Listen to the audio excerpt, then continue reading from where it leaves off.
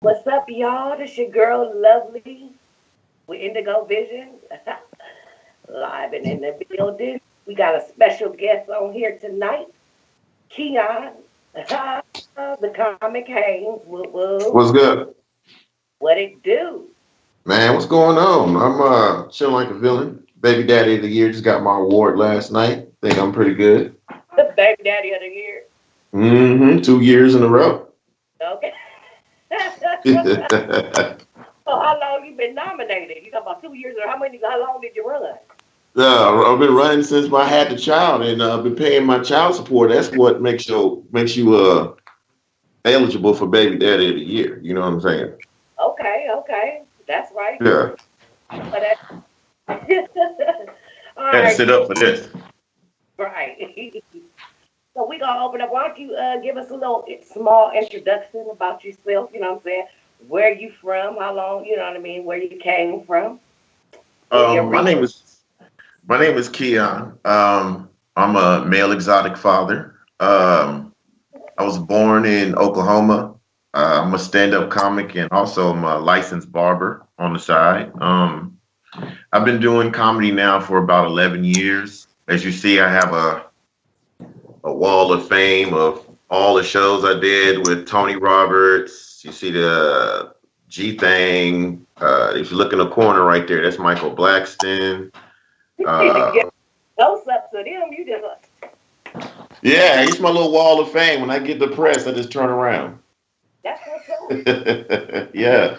So I mean, I love what I do. I've been doing comedy now for a while, and then it's starting to take off for me. So I'm taking on all challenges. So I'd really like to thank you for letting me get a chance to be on the show too. So I just wanted to Well, say that's that to you. always a pleasure to have up and coming guests up on here. Especially that's doing big things. You know what I mean?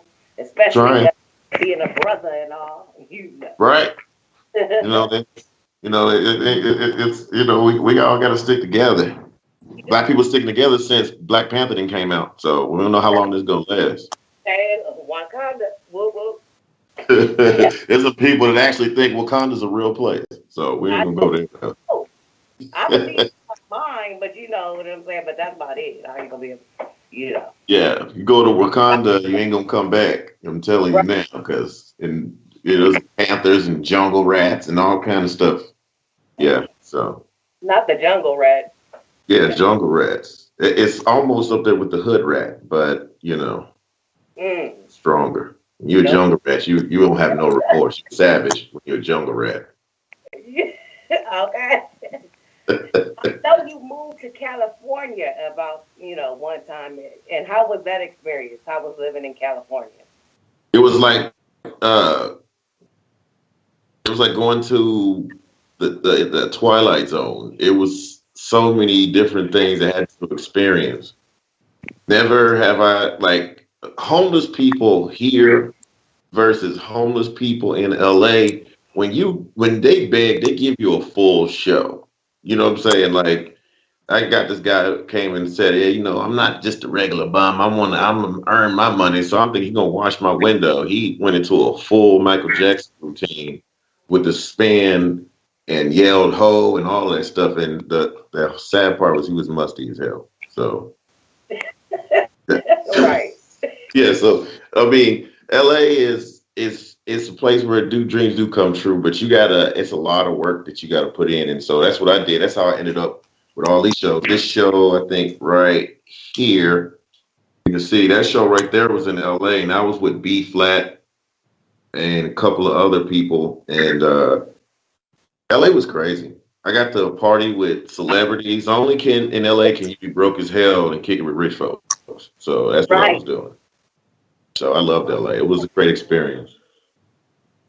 Right. People, it's funny because when you people think of California, most people think like, okay, it's Hollywood, it's the stars and all that. But I'd be like, man, if y'all really knew what Hollywood looked like around the corner.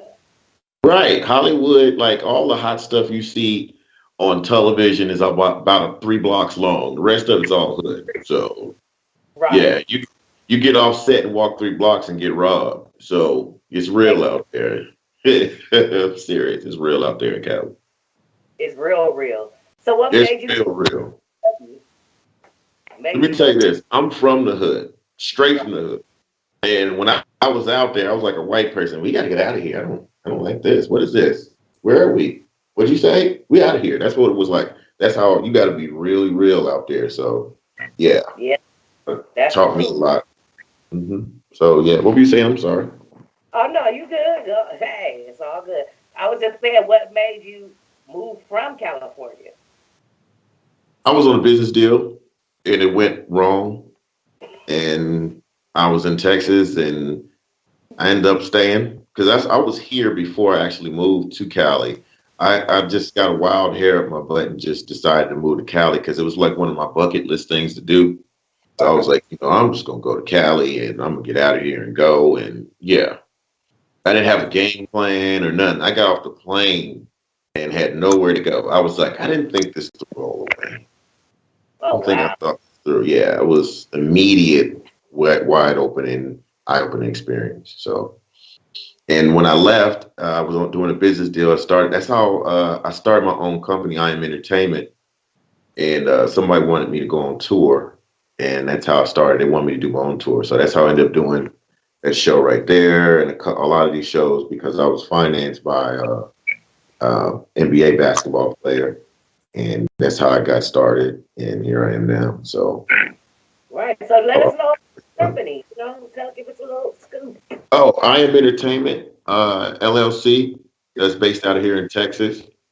And what I basically do is I book my own stuff basically, and I put on my own shows as well. So I'm a promoter / barber / comic / dad / sleepy. Yeah. And I got 15 jobs. 15 jobs, baby. We got 3 jobs, 13 more on the way. Me work hard, baby. Hey, you gotta keep it grinding. Always. Yeah. Yeah, that's how I work. Nothing come to a sleeper but a dream last time, I was told. I know that's right. So name your top 3 favorite comedians of all time. Of course, the late great Richard Pryor, number 1. Okay. Number 2 is Dave Chappelle. And number 3 is Mike Epps. Michael Epps, huh? Michael Epps. I'm a very hard person to make laugh, and as a comic, I break down and analyze stuff like game film, like an athlete breaks down game film. That's how I watch comedy. So those are my 3 guys that I really like because of their creativity. I liked Richard Pryor due to the fact that he was creative and he could do all types of comedy. He could tell you a story. He could do an act out. He could pretty much do a whole lot of different things. What I like about Dave Chappelle is that he's very creative and very intelligent.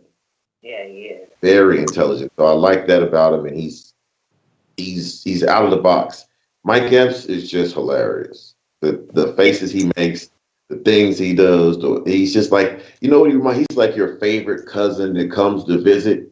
That's what Mike Epps reminds me of. He's somebody that you just got to have around you all the time. So that's why I like his comedy. His energy is amazing. Have you seen him perform live yet? I haven't seen Mike yet, but I've seen, a whole list of live comedy. I've seen John Witherspoon pops from the Wayans brothers. He goes bang, bang, bang, bang. He is hilarious. I've seen Pablo Francisco. I actually opened up for him. Mark Curry from Hanging with Mr. Cooper. Seen him live. Right. Oh man, the list goes on and on. I'll tell you a story that with what's his name? With Mark Curry, right? He came and did a show, and he wrote his routine down while we were performing, and then he went up after us and slayed the room. I thought that was so amazing. Yeah, he wrote it. He came up there with the pen and pad, so that just shows how much he didn't care. He was like, "Yeah, I got this," and he proceeded to kill everybody in the room. Wow. Right. That's what makes comedy amazing. If you had a chance right now, outside of your 3 favorite comedians, if you had a chance right now to work with somebody, who would it be? Like, if you had a chance to open up for somebody, who would you want to open up for right now at this moment? At this moment, Dave Chappelle. Dave. Because I would love just 5 minutes, 10 minutes to pick his brain. Right. That's why. Because just the stuff he knows, he's been in comedy since he was 18 years old, 19. And at the age of 19, he was performing with Whoopi Goldberg and greats like that at 19. So just imagine the type of talent he has. Right. And I know you also did some acting. So tell me about your acting skills. I started acting at 7 or 8 years old. And I don't know if you remember Barbizon. Do you ever heard of Barbizon before? That sounds familiar. It does sound familiar. Barbizon is a acting and modeling school. Okay, and my dad was an instructor there. Oh, wow. And so, yeah, he was an instructor there for like 2 or 3 years. So they, people who wanted to get into acting, they taught them how to position themselves, the do's and don'ts of acting. And then that's how I got into it. And my dad used to make me teach the classes. I was there so much, I started teaching classes. Oh, wow. So that's why acting comes second nature to me. So, and comedy makes you have to act when you do comedy or you won't be a successful comedian. Right, that's true. Have you ever thought about like anything on like plays, Broadway, or anything like that? Yeah, I'm very interested in doing plays. Very interested in doing plays. It's just catching them at the right time. And one thing about plays and stuff, it gets started and rolling, and for any reason, the play will be canceled, and then you can spend 2 months of your life, right, getting into fights with your child's mother because you can't pick up the kids over, and then all of a sudden the play is over with. Now ain't nobody doing nothing. So that's what the difficulties of getting into a good play. Now I've done some TV things too. Like I did a TV show called America's Court, and that was amazing. Yes. They stuffed us in the room. That's court shows be fake. You say it again?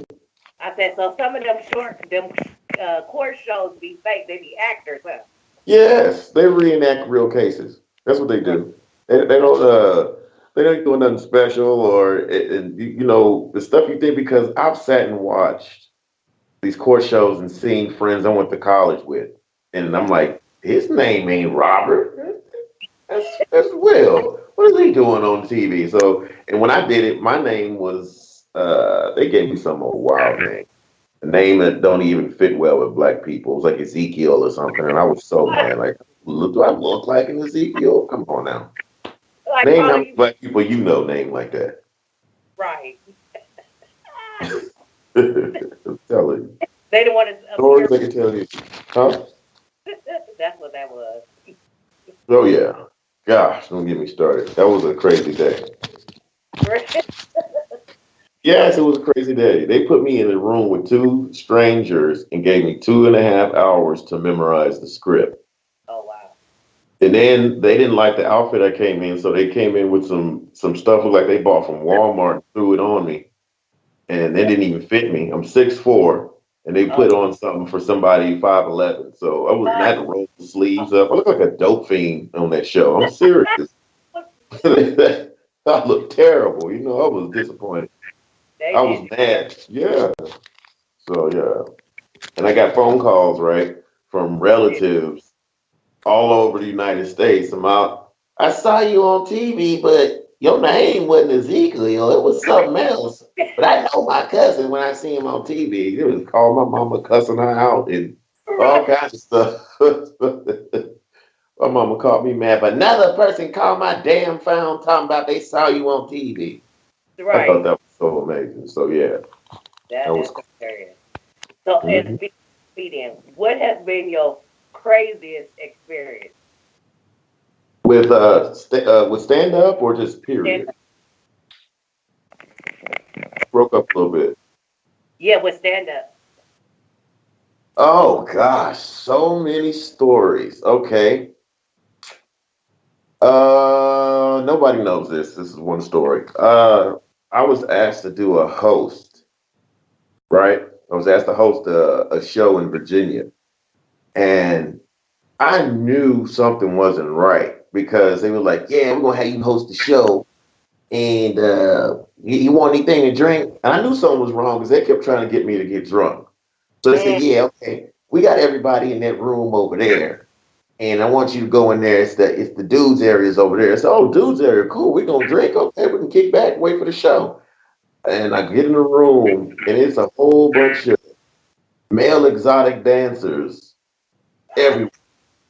Come to find out, I'm hosting a male exotic review.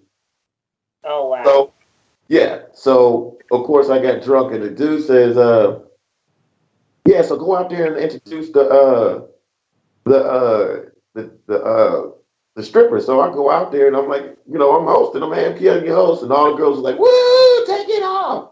And I found myself almost ass naked, like I got destroyed. These women thought I was dancing. They didn't want to care that I was hosting. They didn't care about nothing about Keyon. They wanted some meat in their face, and I got like it was. You ever seen a rag dolls on TV and they get thrown around the room? That's what happened to me.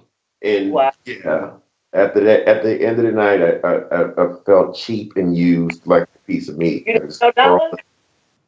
I made $300, but that's neither here nor there. And I body slammed an old woman on the table. Oh So wow. yeah, I'm not making this up. I was like, I'm out here now. Time to get this money. Shit, that's what I was thinking. Time to get this money. I'm here now. That first $100 came real fast. I was like, oh, I'm a stripper tonight. Right. All right. Yeah. Let me find out. Right all the way home. It's gonna be Keyon the stripper. Keyon the stripper. I can't now. I'm married, and I don't want to die. Right. So, living is fun. So yeah, I don't want to die. So that was probably one of the wildest stories that, yeah, I'll never forget that night. And my brothers will never let me forget that night either. Because when I came home, somehow they got the news before I got through the house. When I got through the door, they were already on me. And they were like, "Oh, stripper man, stripper man." I never got to lay that down. It was crazy. Still gonna do that to you now, to this day. Right, I'm on now, so yeah, they can't say nothing now. I'm on. I've been working my butt off, so they sure make sure I remember every chance they get. So right. So why don't you tell us about your performance tonight? Where let us know about the show. Oh yeah, I'm doing Let me double check before I tell you the wrong thing. Be like, yeah, I'm performing at the Ponderosa tonight, and it's going down. And you ain't been to a Ponderosa in 20 years. They don't even have a Ponderosa no more. But the name of the place is, I'm looking at it right now. I don't get a lot of, the signal is terrible in here, so. But the place is called, oh, there it is. It's called Golden Corral. And with, I'm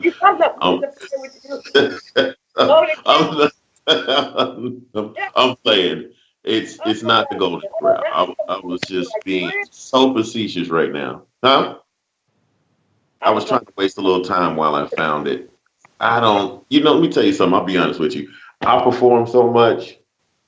It's hard to remember all the names of these places. So, and it'll take too much time. Oh, there it is. And it's called the Radius Gold Bar and Grill. Okay. And it's in Dallas, Texas, off Willowbrook Road. And we'll be starting tonight around 10 o'clock, 9 o'clock. Doors open. And I'll be performing with comedian Jarrell Broswell and me, most importantly. So that's how the stuff is going on tonight. Nice. So I wish I could show you the flyer, show you what it looks like, but I think I can, but the other phone is tore up, so I can't. But yeah, this is really hip hoppy. It looks like I'm getting ready to rap or something, so I'm excited. Anything with little flip on the front pretty much means I could be rapping anyway, so you never know. And with your next performance, where are you performing next? Anything like that? I will be. My next show is in Corsicana next week. I got about 7, 8 shows booked this month, and I don't even know all of them. I gotta ask my manager. I got a manager recently, and that has changed my life because it's so hard to keep up with everything and try to be a business person and try to. That's why I know the importance of a manager and a personal assistant. Thank God. Man, because who need one is manager. Right. What's black and has a black shirt on and needs an assistant? This guy, right here. One of those. Trying- Huh? I said I could use one of them too while you're playing. Shoot. Man, I'm telling you, I can't wait to get rich because that's the first thing I'm gonna get, and I want a pizzazzy assistant. I want like a midget assistant. That's what I'm gonna do. I'm gonna get something special, so when I'm ever sad, I can just look at him and laugh and get back to work. Thank you, boss. I'm gonna pay him like $100,000 a year, so he won't feel bad about anything I say. Yeah, I'll be going into restaurants and be like, yeah, get a high chair for my friend here. He's really hungry. I'm gonna do stuff like that. So I don't think it's meant to be rich just yet, because Lord knows what I'm gonna do when it gets rich.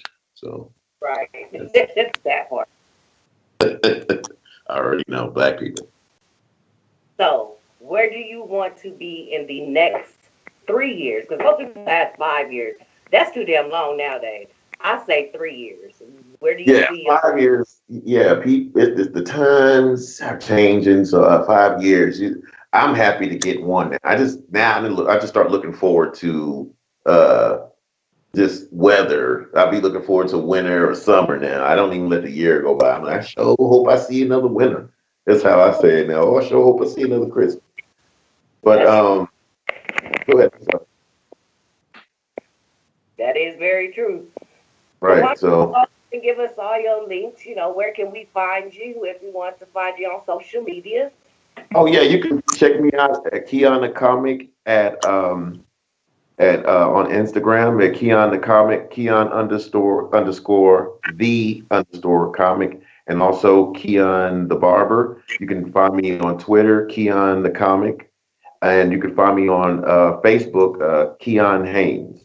So they're all linked together. So I feel pretty special too about that. I got them all together. So before I had MySpace, that wasn't getting me anywhere. So. Right, not the MySpace. Everybody had MySpace. Yeah. Everybody had MySpace and Black Planet. Yeah, that was, I wasn't the most tech savvy till my manager came along. Right. Black Planet you to death, boy. I'm telling you. Okay. Right. Well, I know you got a show. I definitely appreciate you coming on tonight. Is there anything you want to tell the folks out there? Oh yeah. I just want to thank everybody for tuning in and everybody who's viewing this right now. I also like to thank you for giving me the opportunity. Just for everybody to know that, I'm coming. Look for me. It's been a long time coming. I'm working hard and you will see me. And oh man, I hope I can do 100 more of these with you. Oh, for sure. We're going to keep in touch. So, you know what I'm saying? I'm in Vegas, so I'm sure you're going to be up out here sometime. So definitely holler at your girl. Yeah. Absolutely. I will be there soon because it's about to start rolling. So working on a couple of deals right now so I can be financially free. That's what I'm hoping for. So that's my next move. Definitely. Like I said, it's been a pleasure talking to you. Good luck on your show tonight. Thank you. You know what I'm saying? I wish you much success on all your endeavors. You know what I mean? Thank you. Appreciate it so much. Oh, most definitely. And what song you want to hear tonight before we let you go? What's your request? Well, ASAP Ferg, I'm on a new level. It's such a fitting song for right now. That's how I'm feeling. That's what it is. ASAP. Woo-hoo. Woo-hoo.